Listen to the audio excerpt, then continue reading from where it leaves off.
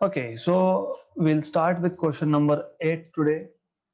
We are solving questions from previous NEET and other medical entrance exams.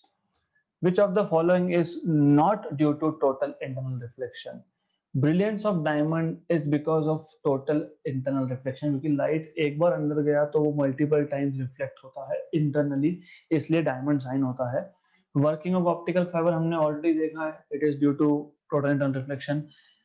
Difference between apparent and real depth is because of refraction and not total internal reflection. So option number C.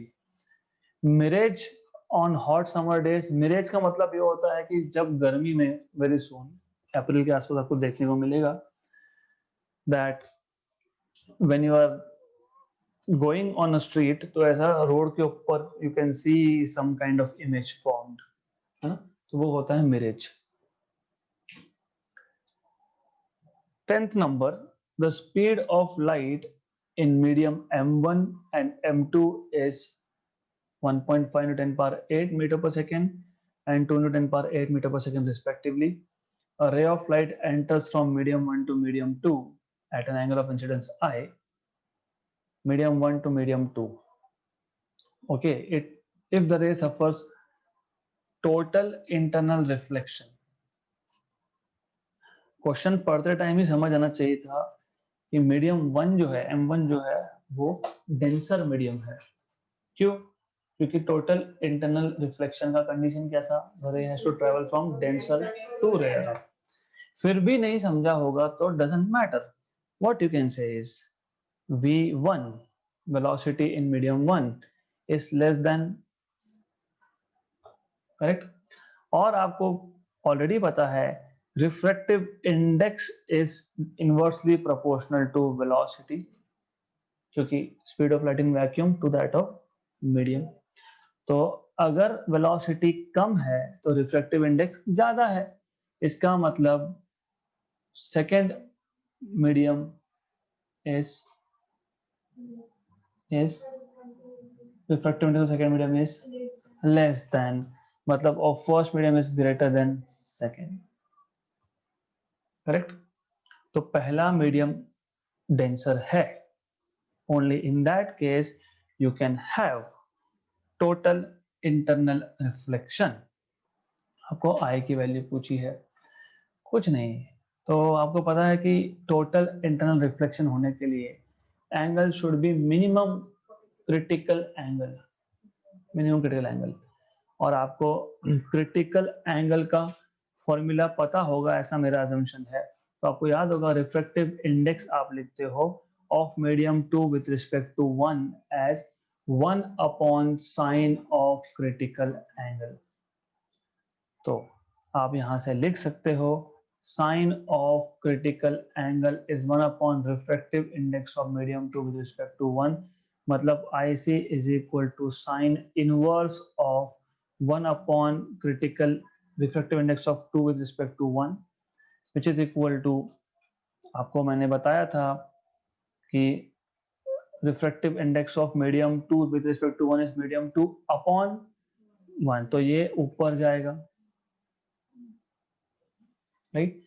और आपको अभी अभी मैंने बताया यहाँ पे कि the relation between refractive index and velocity, right, inversely proportional है. मतलब critical angle is sine inverse of v2 by v1, बराबर. और v2 बाय v1 मैं पहले ही लिख देता हूँ. v2 is 2 into 10 power 8 and v1 is 1.5. तो 2 upon 1.5, 2 upon 1.5, 1.5 is 3 by 2. So 2 upon 3 by 2, 4 by 3. Correct. So you can say that here v2 by v1 is 2 upon 1.5, that is 4 by 3. Right. तो आप बोलोगे sign inverse of 4 by 3. Correct. Good. तो angle अगर greater हुआ critical से, only then you will have total internal reflection. Very good, correct. तो अब problem ये है, problem number 1, this is incorrect. भले ही यहाँ पे ऑप्शन देखे नहीं देखे, ऑप्शन में 3/4 है, वाई इनकरेक्ट? नहीं वो ठीक है, दैट इज ओके, V1/V2 आएगा, वो छोड़ दो, मैं वो नहीं पूछ रहा हूँ। मैं बोल रहा हूँ साइन इनवर्स ऑफ 4/3 इनकरेक्ट क्यों है? Why sin inverse of 4/3 is not correct? You are saying that is, आप जो बोल रहे हो वो बिल्कुल सही बोल रहे हो आप, तो I am not saying anything about that. I am asking you why.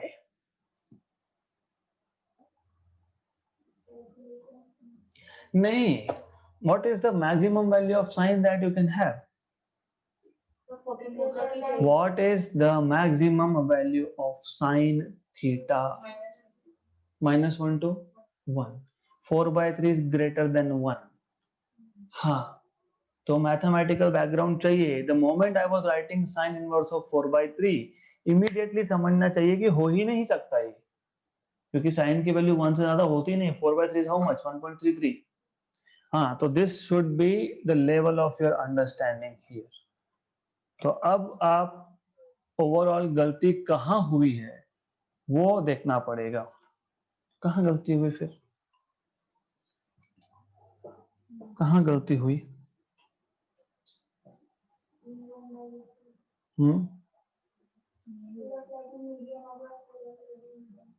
हाँ, तो you are telling me कि it will be V1/V2. That is not correct. That is not correct. Yes.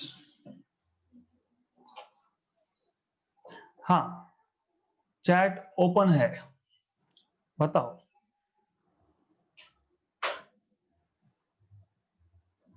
मैं इसलिए बोलता हूं कि before writing down any formula you need to know कि आपको सच में समझा है कि नहीं। तो मैंने आपको बताया था क्रिटिकल एंगल का फॉर्मूला लिखते वक्त you have to be careful. क्यों केयरफुल? क्योंकि डायरेक्टली लिख दोगे तो गलती होगी ही होगी। तो हमको क्या करना था यहाँ पे, what we were supposed to do is diagram draw कर लो, 2 मिनट ज्यादा स्पेंड करो चलेगा, राइट? तो ये ऐसा सीन है क्रिटिकल एंगल पे। देन यू शुड नो, अगर मैं इसको मीडियम M1 बोल रहा हूं, इसको मीडियम में M2 बोल रहा हूं, ये अगर एंगल क्रिटिकल एंगल है, राइट? करेक्ट?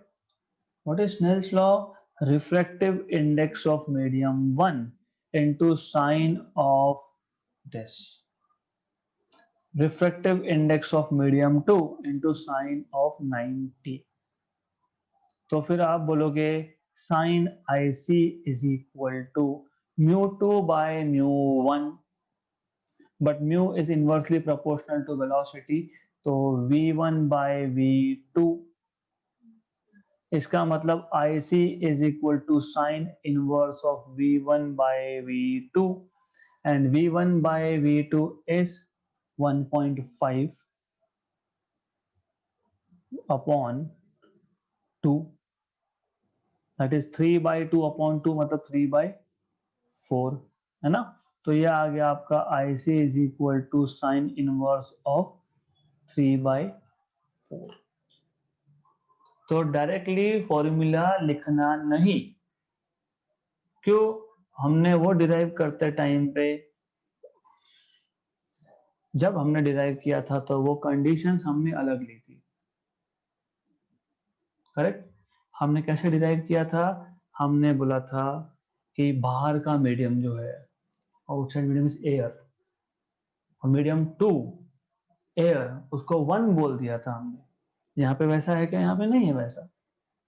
तो you always have to do this, you have to apply Snell's law at the interface. Interface मतलब बाउंड्री विच सेपरेट्स 2 मीडियम। हुआ क्या clear? Is it clear online?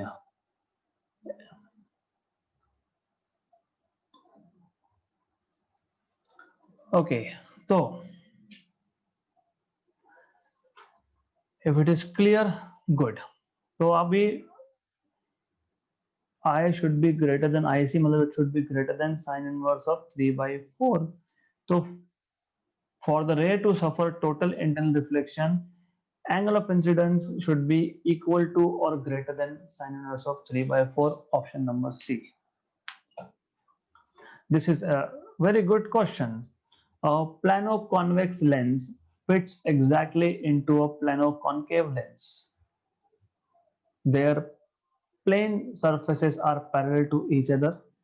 If lenses are made up of different materials of refractive indices mu1 and mu2, and r is the radius of curvature of the curved surface of the lenses, then the focal length of the combination is. मैं फिलहाल directly final combination का image draw कर रहा हूं यहाँ पे।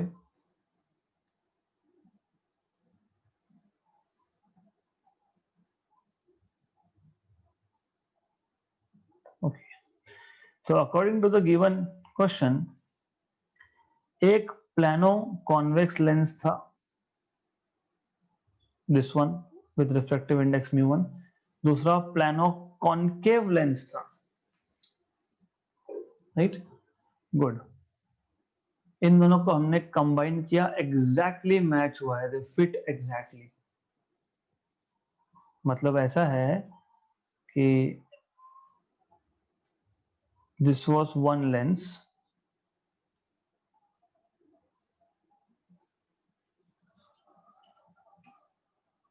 This was another lens.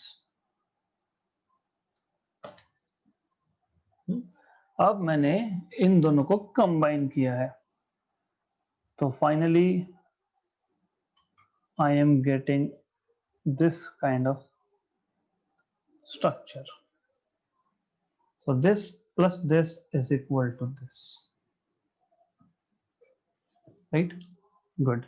Then combination का focal length पूछा है आपको। अगर इसके फोकल लेंथ को मैं f1 बोल रहा हूँ, इसको f2 बोल रहा हूँ, और इसके फोकल लेंथ को मैं f बोल रहा हूँ, तो हमको पता है 1/f is equal to 1/f1 plus 1/f2। याद है क्या, दो लेंस को कंबाइन किया तो फॉर्मूला क्या आता है, यही आता है, minus d/f1 into f2, where d is the distance between two lens. यहाँ तो है नहीं, यहाँ तो बोला है एग्जैक्टली फिट हो गया, डिस्टेंस d इज 0, मतलब last term is 0।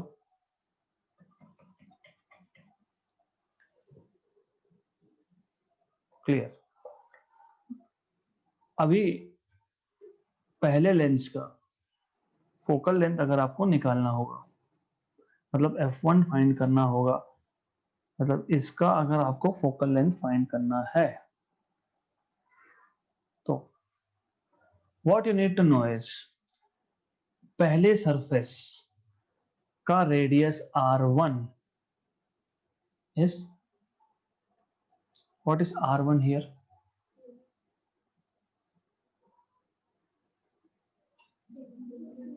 Plane surface का रेडियस इंफिनिटी पे ही होता है। क्यों? क्यों? मेरे पास एक बहुत बड़ा स्फीयर है, मान लो स्फीयर है, उसका छोटा सा पार्ट प्लेन सरफेस होता है, तो बहुत बड़े स्फीयर का एक छोटा सा पार्ट प्लेन दिखने के लिए रेडियस इंफिनिटी होना चाहिए। तो प्लेन सरफेस का रेडियस हमेशा ही इंफिनिटी होता है। गुड, तो this is important for you to know. अब जो R2 है उसको मैं R मान लूंगा, लेकिन साइन कन्वेंशन यूज करोगे तो वो नेगेटिव होगा। क्यों? क्योंकि इसका सेंटर कहाँ जाएगा, लेफ्ट हैंड साइड पे। और आपको अगर लेंस मेकर इक्वेशन याद है, तो 1/f1 इक्वल टू μ1 माइनस 1। μ1 क्यों? क्योंकि इसका रिफ्रैक्टिव इंडेक्स μ1 बोला है। 1/r1 मतलब infinity, minus 1/r2 but with negative sign using sign convention. तो ये आ गया आपका f1 equal to minus minus plus one by infinity 0, तो रेसिप्रोकल लूंगा तो r अपॉन μ1 माइनस 1. वैसे doesn't matter if you don't take reciprocal, क्योंकि हमको वैसे भी 1/f1 लगने वाला है, तो 1/f1 is equal to mu1 minus 1 by r. Good, clear. Then for second,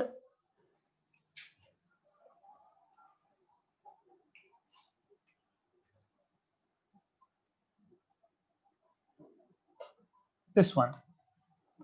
For this one, r1 is here, so it is negative.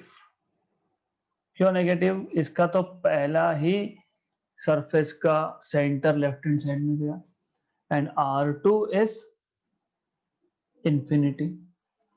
फिर यहां पे आप बोलोगे 1/f2 is equal to mu2 minus 1, 1 upon minus r minus 1 upon infinity, 1 upon f2 is equal to mu2 minus 1 minus r. फिर 1 upon f is equal to 1 upon f1 plus 1 upon f2, और 1 upon f1 if I remember correctly was mu1 minus 1, plus की जगह पे भी minus, क्योंकि ये minus है वहां पे, तो माइनस mu2। हमको बोला है कि हमको फाइनल फोकल लेंथ चाहिए, तो mu1 minus 1 minus mu2 minus minus plus upon r, cancel cancel, तो f is equal to r upon mu1 minus mu2।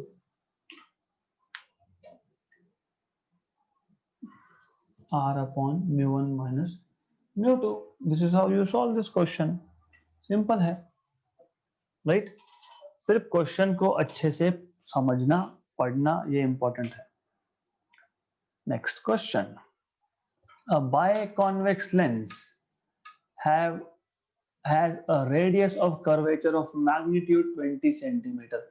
Biconvex, दो surfaces convex, और दोनों का मैग्नीट्यूड 20 मतलब इक्वी कॉन्वेक्स।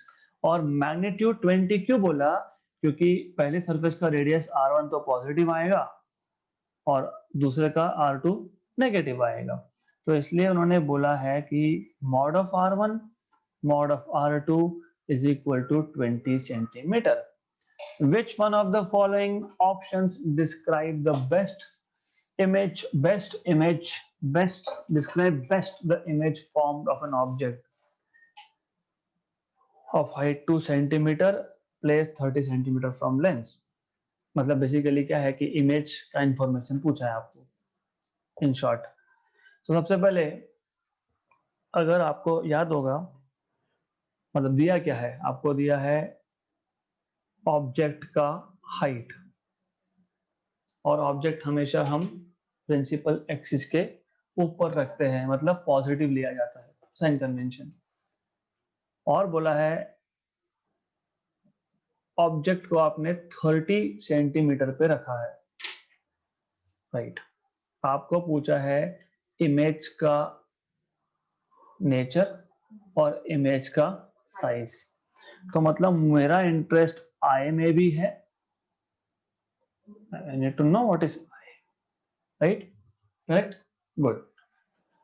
Then अगर मुझे I चाहिए और O पता है, तो मुझे मैग्निफिकेशन पता होना चाहिए, क्योंकि अगर मुझे M की वैल्यू पता है तो मैं I by O करके मैं I equal to M into O कर सकता हूँ। नहीं पता तो क्या करेंगे? नहीं पता तो फिर आपको मैंने मैग्निफिकेशन का फॉर्मूला मैंने आपको लिख के दिया था in terms of F and U।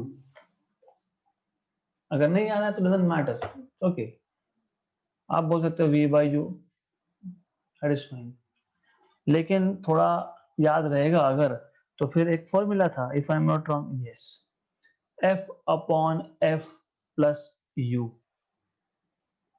ये हमने मैग्निफिकेशन का R और 3 में था शायद if I am not wrong 2 में या 3 में कहीं तो लिखा था हमने, ये होगा ये लैटरल मैग्निफिकेशन, यस। हाँ, तो ये देखो ये फॉर्मूला है। हाँ, ये माइनस क्यों है? क्योंकि ये जो है ये मिरर का केस है ना। तो मिरर का केस है, अगर आपको याद होगा तो लेंस के केस में भी हमने ऐसा एक टेबल बनाया था। तो लेंस का केस, ये आपका टेबल दिखेगा तो मैं बता दूंगा वेयर इट इज। लेंस पे तो मोरलेस आ गए, तो मैग्निफिकेशन का फॉर्मूला कहाँ गया? प्रिज्म पे भी आ गए, आई डोंट रिमेम्बर। ठीक है, तो I leave it for you to check it out, but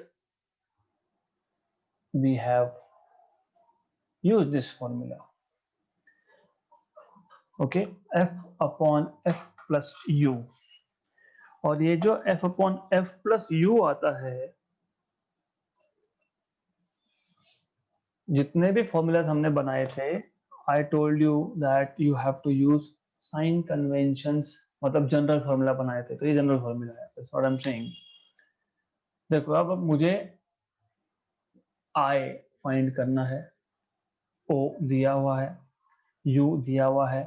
अगर एफ मुझे मिल जाता है ना, if I know F then I can find out what is I. I मतलब इमेज का हाइट।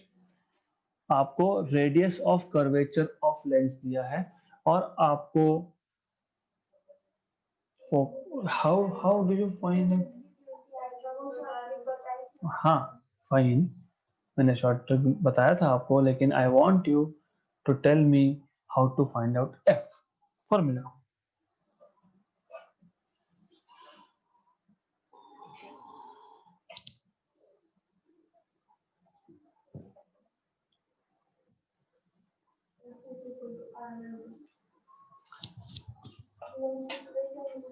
लेंस इक्वेशन यूज करके 1/f इज इक्वल टू, हाँ वही lens maker equation, mu minus one upon r1 minus one upon r2।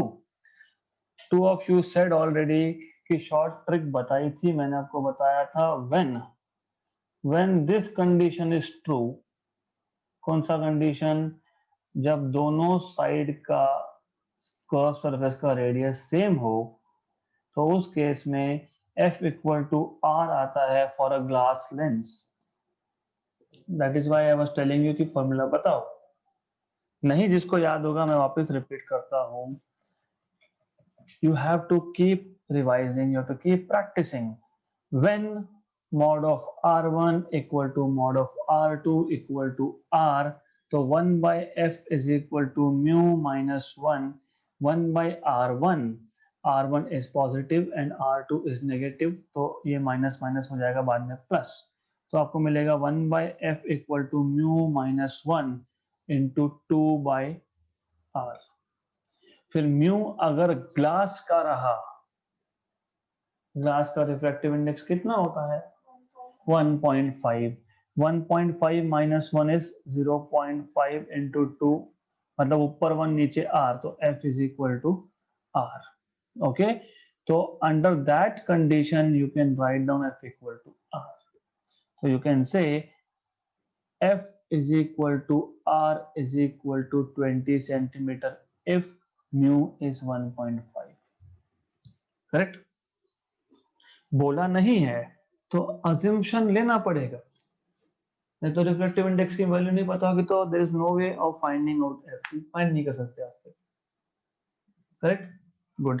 Clear है कि यहां तक? Clear है कि यहां तक? पक्का? नहीं,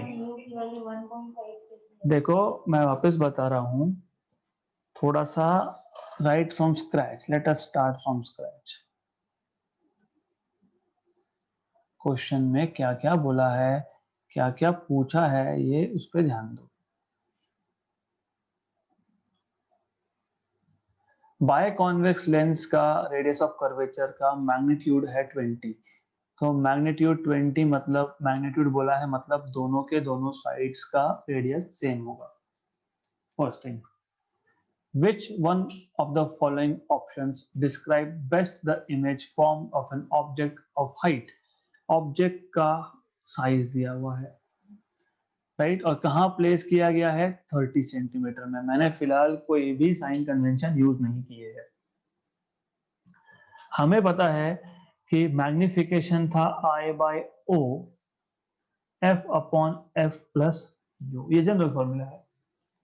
अगर आपको ये पसंद नहीं है तो फिर आपको V by U लिखना पड़ेगा, राइट। फिर आपको पता है 1 by F is equal to 1 by V minus 1 by U। फिर वो सॉल्व करके वापस से you will be ending up here only. तो मैंने डायरेक्टली फाइनल स्टेप लिख दी यहाँ पे। Good, correct. हमको चाहिए था इमेज का नेचर और इमेज का हाइट, बराबर। अब इमेज का नेचर तो मुझे ऑब्जेक्ट के डिस्टेंस से समझ में आ जाएगा। क्यों? क्योंकि अगर फोकल लेंथ 20 सेंटीमीटर है, रेडियस भी 20 सेंटीमीटर है, तो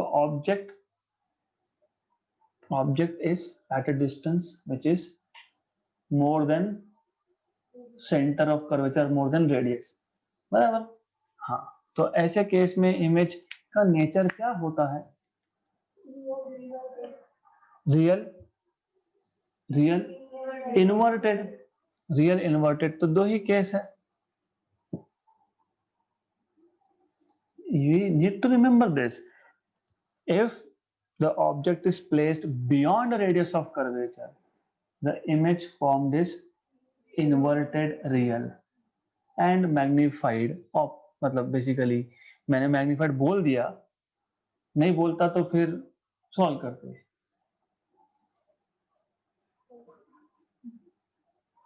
सॉल्व करने की जरूरत ही नहीं थी इसको, लेकिन सॉल्व करना ही है अगर आपको, तो फिर आप बोलोगे कि ये फॉर्मूला है हमारे पास। ओके, फिर अब ये फॉर्मूला है तो एफ कहां से आएगा? फिर एफ कहां से आएगा? Lens maker equation. लेकिन फिर लेंस मेकर इक्वेशन में तो म्यू आ गया। मैं ये साइन कन्वेंशन यूज करने के बाद प्लस लिख रहा हूं। R2 इज नेगेटिव, क्यों R2 इज नेगेटिव? क्योंकि सेकेंड सरफेस का रेडियस लेफ्ट में आता है, करेक्ट। अब मुझे अगर इसको सॉल्व करना है तो मुझे यहाँ पे म्यू की वैल्यू चाहिए, नहीं पता। नॉर्मली लेंस ग्लास से ही बनता है, इंक्लूडिंग योर स्पेक्टेकल्स, ग्लास से ही बनता है ना। तो ग्लास के लिए रिफ्रैक्टिव की वैल्यू क्या आती है? 1.5। तो मैंने 1.5 लिखा, माइनस 1 किया तो 0.5, हाफ इंटू 2 इज 1, तो F इक्वल टू R आ गया। मतलब you don't even have to solve this, तो आप बोल दोगे F equal to R equal to 20। फिर आप बोलोगे I by O equal to F upon F minus U, minus क्यों? Object is on the left. F plus क्यों? क्योंकि कॉन्वेक्स लेंस का फोकल लेंथ पॉजिटिव ही लेते हैं। O पॉजिटिव क्यों? क्योंकि हम लोग हमेशा ऑब्जेक्ट को प्रिंसिपल एक्सिस के ऊपर ही रखते हैं। I के लिए मुझे सब्स्टिट्यूशन करने की जरूरत नहीं है क्योंकि वो क्वांटिटी पूछी है आपसे, you are supposed to find it out. I by 2 20 upon 20 minus 30, बराबर। तो I by 2 equal to 20 upon minus 10, मतलब -2, I इक्वल टू -4 आ गया। Real, inverted and 4। पर आपको बेसिक्स पता होते ना, अगर focal length is 20, focal length is 20 मतलब radius is 20 and object is beyond centre, correct. हाँ, तो फिर real, inverted and magnified, correct बोल रहा हूँ ना मैं? पक्का लेंस के केस में श्योर, 100% श्योर। यस,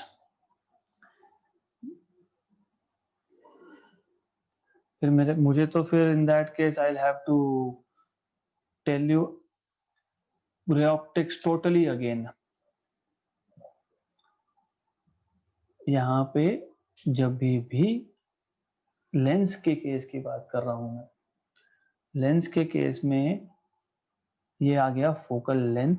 अगर इसके बियॉन्ड और 2F के बीच में अगर ऑब्जेक्ट हो, एफ और 2f के बीच में ऑब्जेक्ट हो, नॉट बियॉन्ड आर। कंफ्यूजन कहाँ होता है? Let me clear your confusion now. ये एक्सपेक्टेड भी था actually. The thing is, where do you get confuse? You get confuse between mirrors and lens. Mirror के केस में हमेशा f इक्वल टू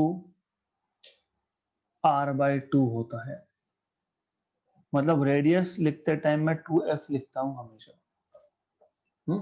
अब जब आप बाय कॉन्वेक्स लेंस की बात कर रहे थे तो आपने क्या लिखा? f इज इक्वल टू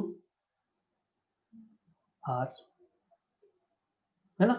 फिर आपके लिखने के अकॉर्डिंग अगर ये फोकल पॉइंट है तो यही तो रेडियस है। फिर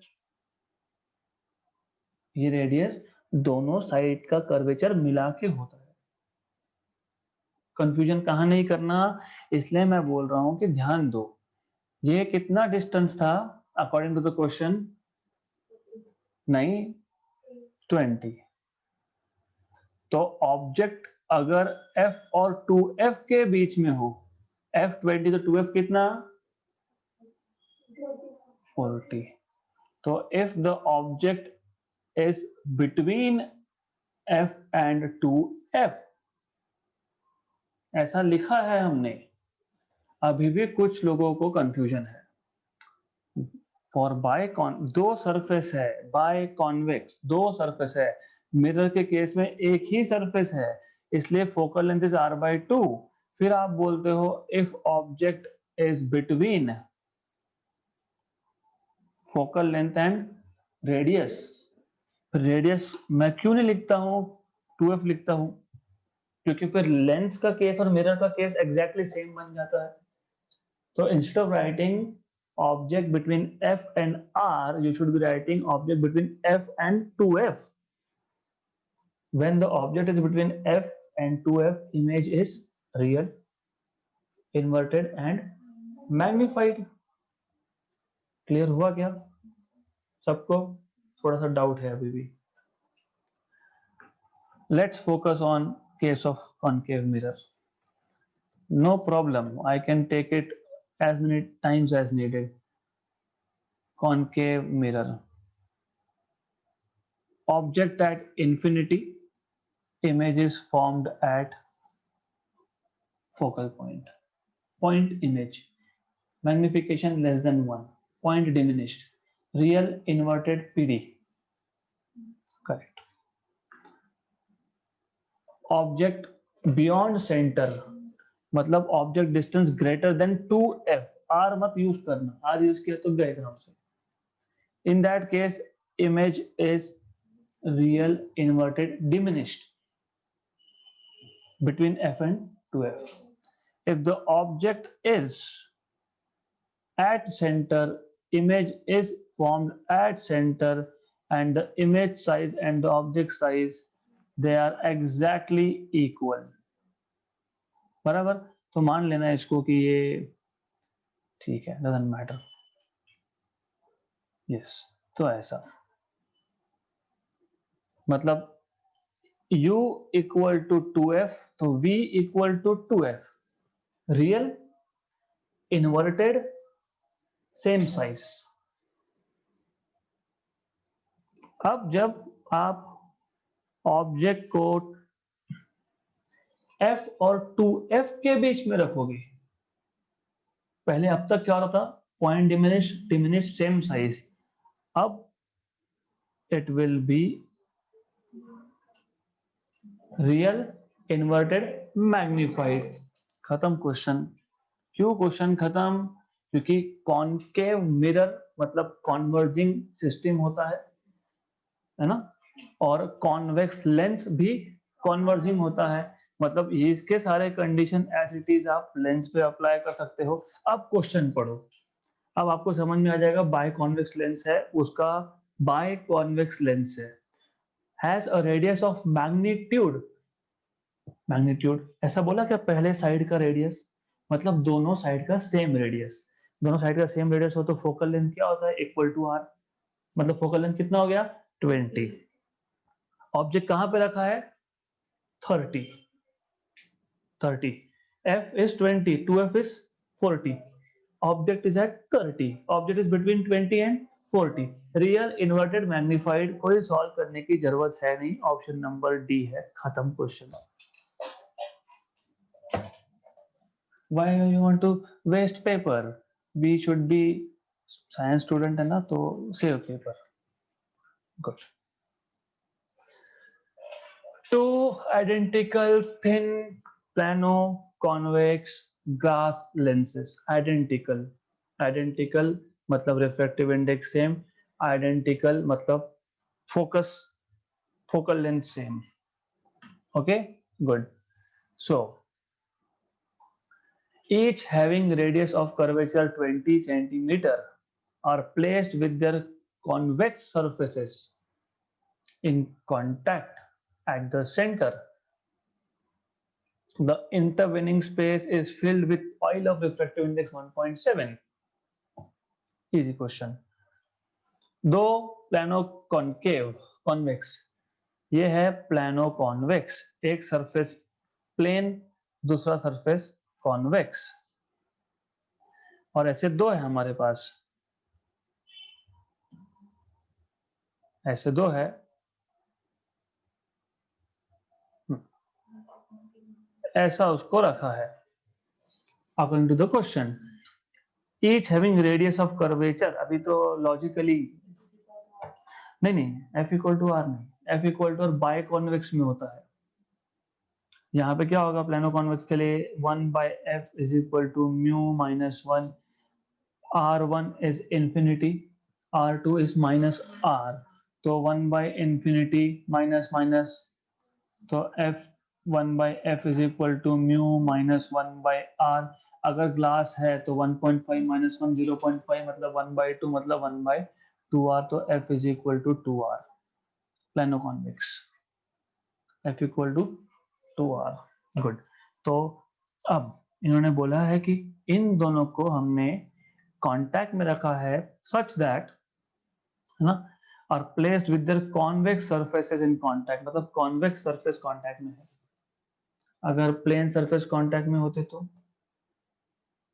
बाय कॉन्वेक्स बन जाता, है ना. तो और इन दोनों के बीच में जो स्पेस बचा है वहां पे हमने लिक्विड भर दिया. तो ये बन गया थ्री लेंथ सिस्टम. पहला F1, ये F2, ये F3. तो हमको पता नहीं है कि 1/f is equal to 1/f1 plus 1/f2 plus 1/f3. Focal length of the combination आपको पूछा है. डोंट वी नो, अभी अभी मैंने आपको डिराइव करके बताया है ये कि F1 कैसे निकालोगे, F2 कैसे निकालोगे. F1 कैसे निकालेंगे अभी बताया ना. F1 कैसे फाइंड करोगे अभी बताया मैंने. क्या था F प्लेनो कॉन्वेक्स के लिए? F क्या था? 2r. तो 2 into 20 which is 40, right? Good. F2, F2 का थोड़ा करना पड़ेगा आपको. F2 is equal to mu minus 1 upon R1 minus 1 upon R2. ये ऐसा है, बाय कॉन्केव है, right. R1 negative, R2 positive. तो R1 नेगेटिव और R2 पॉजिटिव. मतलब ये आ गया आपका 1/f2 is equal to 1.7 minus 1 minus minus minus 2 upon r. क्योंकि R1 R2 की वैल्यू सेम, तो -1/r minus 1/r minus 2/r. तो ये आ गया 0.7 इंटू 2 अपॉन r. r की वैल्यू कितनी? 20. और माइनस साइन भूलना नहीं. कितनी? 20. 1 जा 10 जा, तो 10/0.7 इज 100 है ना. ये 0.7/10 मतलब 7/100.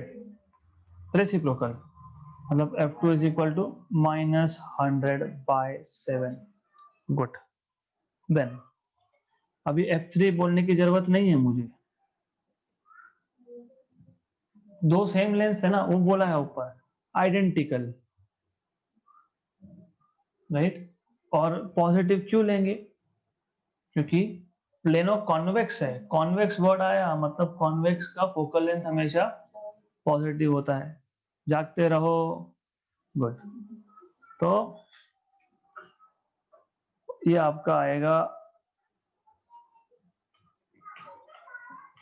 I understand sometimes you may feel sleepy, वो तो मेरे से पूरा दिन ही होता है, फिर क्या करें, पढ़ाना तो पड़ेगा।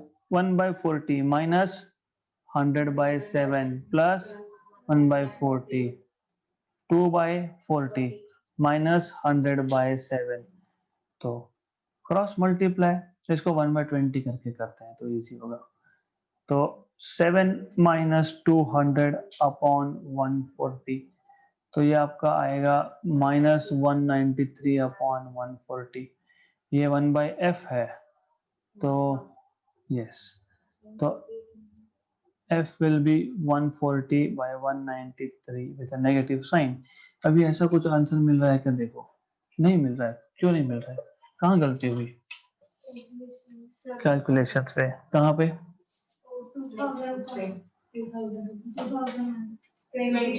हाँ 2000, तो 7 माइनस 2000 हाउ मच, 7 माइनस 2000 कितना होता है, 1993, 1993, 1993 बराबर। फिर भी तो कहाँ आंसर सही आ रहा है,